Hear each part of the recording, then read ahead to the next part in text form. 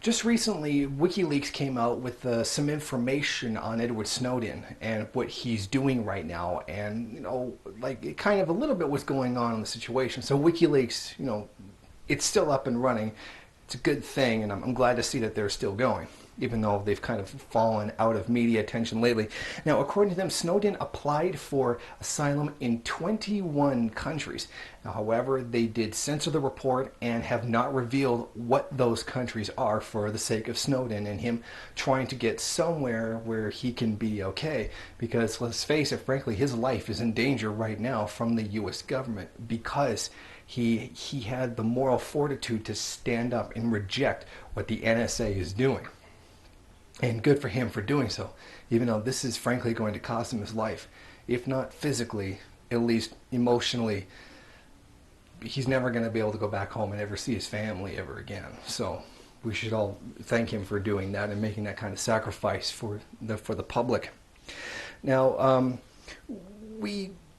it's highly believed that Snowden is sitting in an airport in Moscow right now, waiting to find out his fate, or trying to figure out what's going to happen. There's no conclusive proof of this, but it's very highly believed that that's what's going on right now. He's just sitting around trying to figure out what he's going to do, waiting to hear back on requests for asylum, and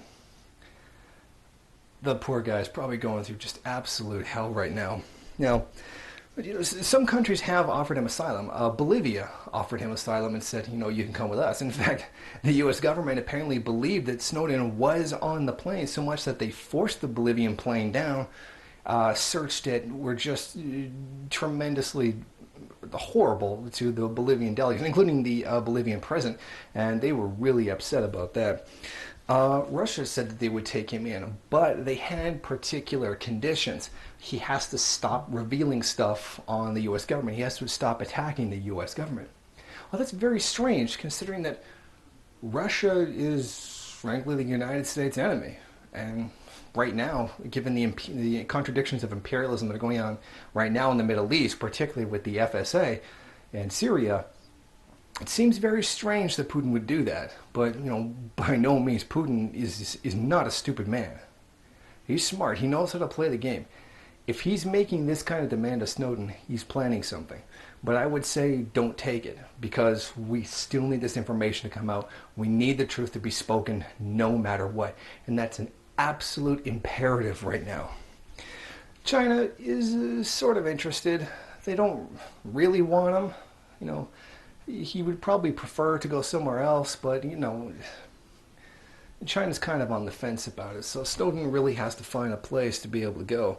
Ecuador said that they would take him, provided that they would produce a vote on whether or not he could go there. So, and they're still dealing with the whole situation with Julian Assange, who's still holed up in their embassy in London for, God, I don't remember how long now. It's been a very, very long time. So they would just be adding fuel to the fire at this point, given through everything the country has now had to go through, that has gone through because of Julian Assange. But also they've leaked some documents that both the UK and French intelligence agencies now run something similar to the NSA in the United States.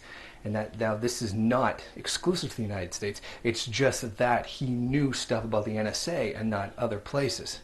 Snowden is in a lot of trouble. And, hopefully he can get through this and he can be okay. I mean, we're all pulling for you.